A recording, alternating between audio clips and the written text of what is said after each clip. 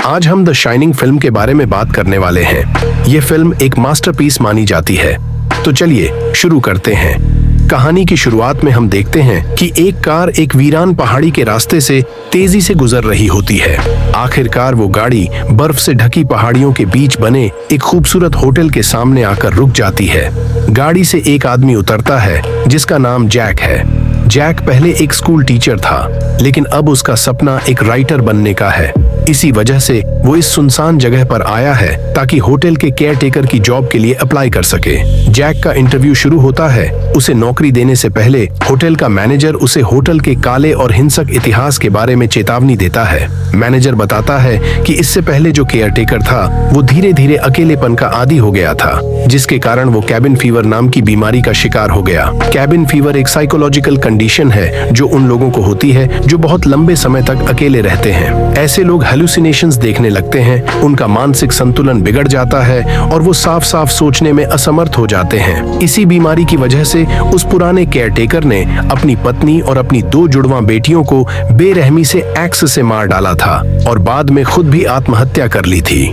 Manager Jack को उसकी responsibilities समझाता है। जैक को रोज बॉयलर की देखभाल करनी होगी ताकि होटल के सारे कमरे गर्म रह सकें। जैक इन सारी चेतावनियों को बस कहानियां समझता है। वो बिना किसी डर के ये जॉब एक्सेप्ट कर लेता है। इसके बाद सीन जैक के घर पर शिफ्ट होती है, जहां हमें उसके छोटे बेटे डैनी से मिलवाया जाता है। डैनी बाथरूम में खड़ा किसी टोनी नाम के व्यक्ति से बात कर रहा होता है। वो टोनी से पूछता है कि क्या उसे लगता है कि उसके फादर को ये जॉब मिलेगी।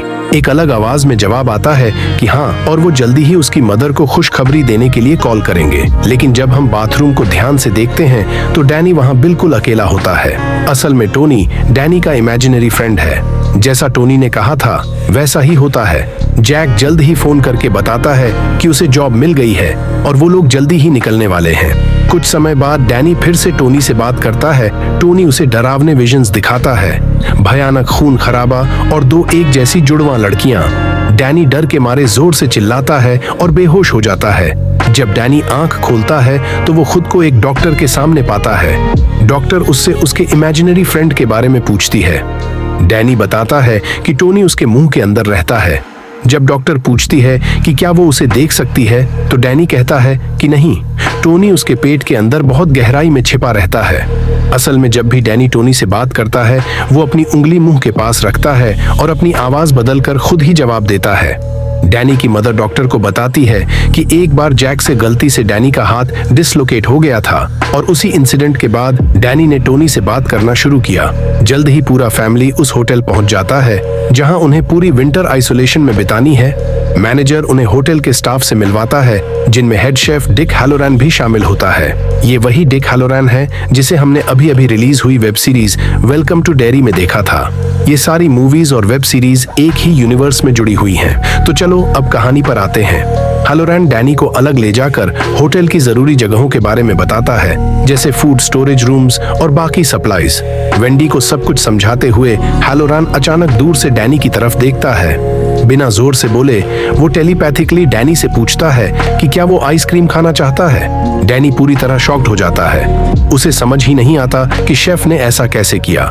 वो डैनी को आइसक्रीम खिलाने ले जाता है और बताता है कि उसके पास एक स्पेशल एबिलिटी है जिसे शाइनिंग कहा जाता है। वो बताता है कि पहले वो अपनी ग्रैंडमदर से भी इसी तरह बात करता था और वो ऐसे लोगों को शिनर्स कहा करती थी। पहले उसे लगता था कि वो अकेला है, लेकिन बाद में उसे पता चला कि दुनिया में ऐसे और भी लोग हैं। बस ज्यादातर लोग अपनी पावर पर भरोसा नहीं करते। डैनी हैलोरैन को टोनी और अपने विजन्स के बारे में बताता है। हैलोरैन समझाता है कि भयानक घटनाएं अपनी एक छाप छोड़ जाती हैं और जो लोग शाइन करते हैं वो उन छापों को देख सकते हैं। फिर डैनी रूम 237 के बारे में पूछता है। ये नंबर सुनते ही हैलोरैन घबरा जाता है। वो कहता है कि डरने की कोई बात नहीं है, लेकिन डैनी को सख्त चेतावनी देता है कि वो कभी भी उस रूम के पास न जाए। जैसे जैसे विंटर पूरी तरह से शुरू होती है, आइसोलेशन का असर सब पर पड़ने लगता है। डैनी और वेंडी बाहर बने विशाल हेज मेज को एक्सप्लोर करते हैं, जिसमें से निकलना बेहद मुश्किल है। वहीं दूसरी तरफ जैक का व्यवहार धीरे धीरे बदलने लगता है। वो चिड़चिड़ा, एग्रेसिव और अपने ही ख्यालों में खोया हुआ रहने लगता है। एक दिन जैक टाइप कर रहा होता है, तभी वेंडी उससे बात करने की कोशिश करती है, लेकिन अब जैक की पर्सनैलिटी पूरी तरह बदल चुकी होती है। अब वो इंसान नहीं लगता जो जॉब लेने से पहले था। इसी बीच डैनी को होटल के खाली कॉरिडोर्स में अपनी ट्राइसिकल चलाते हुए दिखाया जाता है। तभी अचानक वो देखता है कि वही दो ट्विन गर्ल्स ठीक उसके सामने खड़ी हैं। ये देखते ही डैनी बुरी तरह डर जाता है और तुरंत अपनी ट्राइसिकल मोड़कर वहां से भाग जाता है। थोड़ी दूर जाने के बाद वो एक बार फिर उन्हीं जुड़वां बहनों को अपने रास्ते में खड़ा पाता है। ये दोनों ट्विन गर्ल्स होटल के पुराने केयर टेकर की बेटियां थीं। वही आदमी जिसने अपनी पूरी फैमिली का कत्ल किया था और बाद में खुद भी मर गया था। दोनों जुड़वां एक साथ डरावनी आवाज में बोलती हैं कि वो हमेशा से यहीं रहती आई हैं और हमेशा यहीं रहेंगी।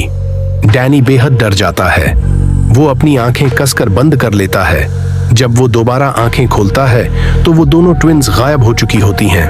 एक दिन डैनी अपने फादर से एक बेहद डरावना सवाल पूछता है, क्या वो कभी उसे या उसकी मदर को चोट पहुंचाएगा? जैक शांत स्वर में जवाब देता है कि वो उन दोनों से बहुत प्यार करता है और कभी ऐसा नहीं करेगा। बाद में डैनी को अकेले खेलते हुए दिखाया जाता है। तभी अचानक एक बॉल लुढ़कते हुए उसके पास आती है। डैनी उस बॉल के पीछे पीछे जाता है और एक बार फिर खुद को रूम 237 के बाहर खड़ा पाता है। इस बार दरवाजा खुला होता है। डैनी आवाज देता है और पूछता है कि क्या उसकी मदर अंदर है, लेकिन अंदर से कोई जवाब नहीं आता। उसी समय वेंडी को बॉयलर रूम में काम करते हुए दिखाया जाता है, जहां वो मशीन का टेम्परेचर चेक कर रही होती है।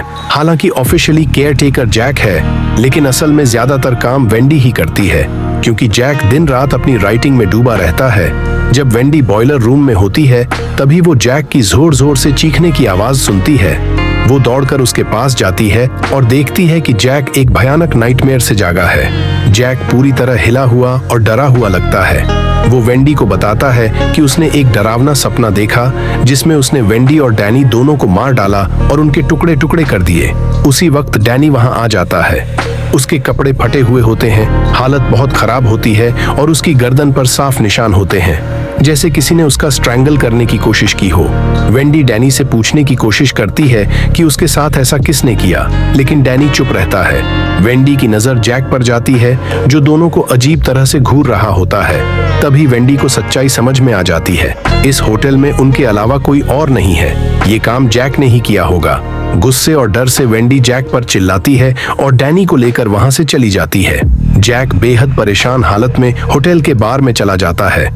वहां उसकी मुलाकात एक बारटेंडर से होती है और वो उससे बात करने लगता है। जैक शिकायत करता है कि उसकी वाइफ उसे परेशान कर रही है और उसका काम बर्बाद कर रही है।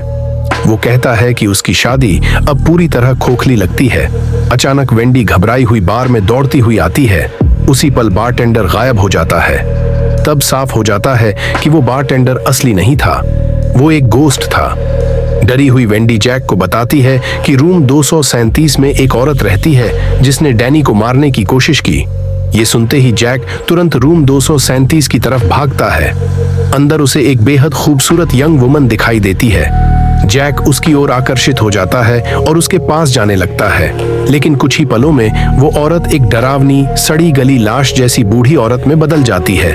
वो होटल की एक और फंसी हुई स्पिरिट होती है। जैक डर के मारे किसी तरह उस रूम से बाहर निकलता है और दरवाजा बंद कर देता है। इधर शेफ हालोरान, जिसके पास डैनी जैसी ही शाइनिंग एबिलिटी है, अचानक महसूस करता है कि होटल में कुछ बहुत गलत हो रहा है।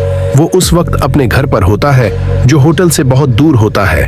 वो होटल से कांटेक्ट करने की कोशिश करता है और पुलिस को भी रीच करना चाहता है, लेकिन टेलीफोन लाइंस पूरी तरह डेड होती हैं।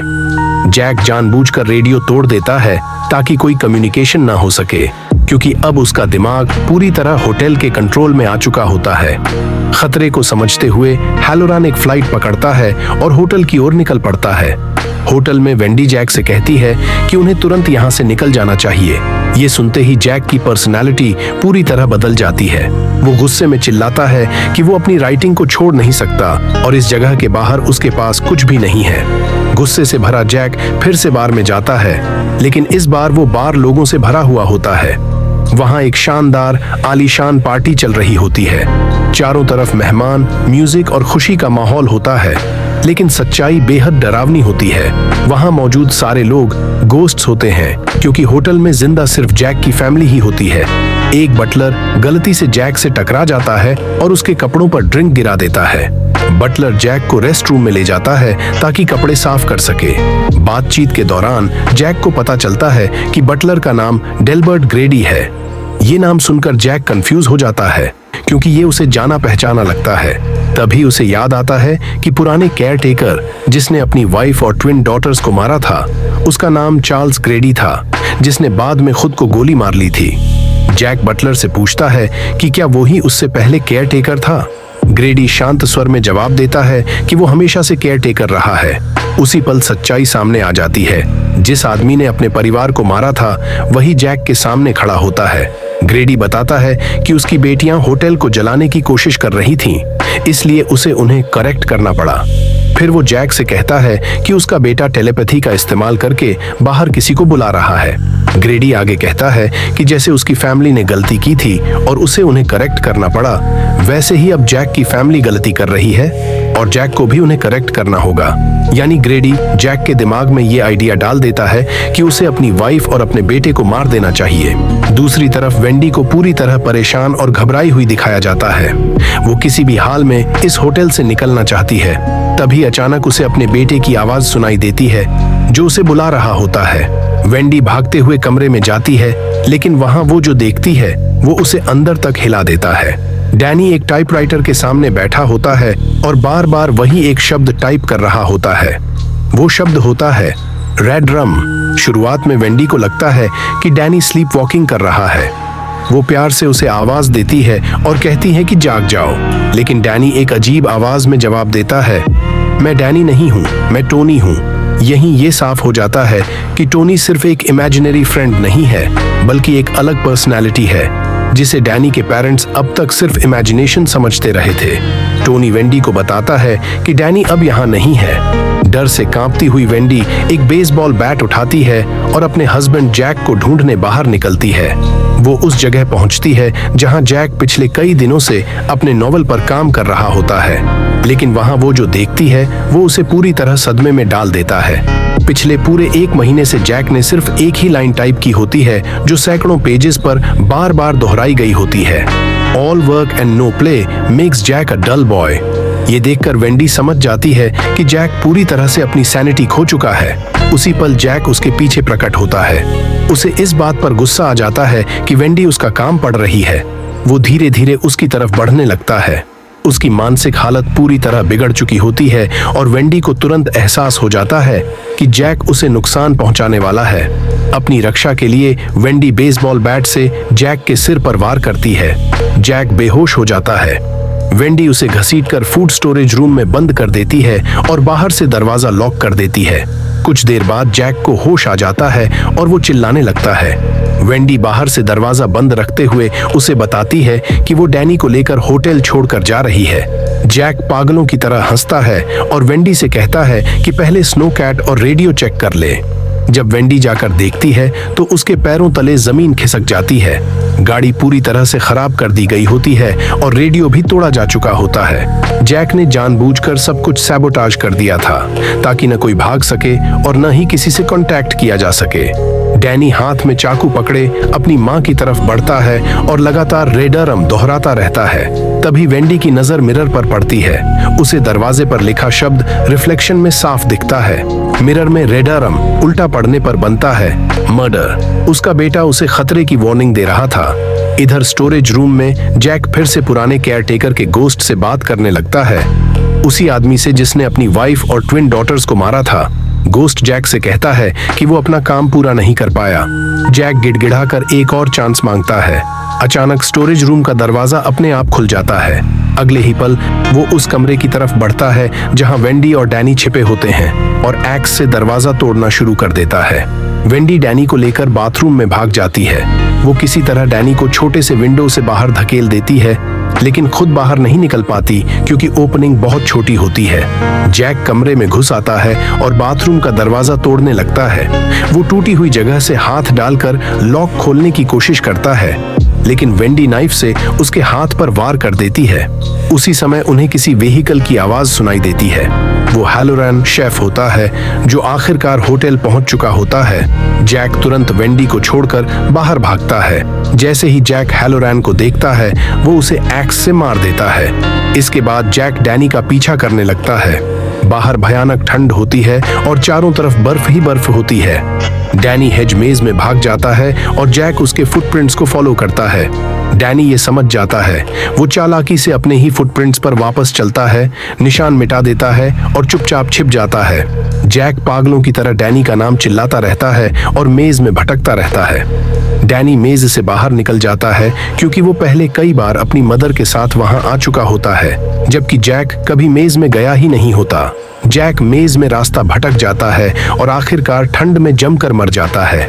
डैनी और वेंडी फिर से मिलते हैं और हैलोरैन की व्हीकल से होटल से भाग निकलते हैं। फाइनल सीन में होटल के अंदर एक फोटोग्राफ दिखाई जाती है। वो फोटो एक पार्टी की होती है।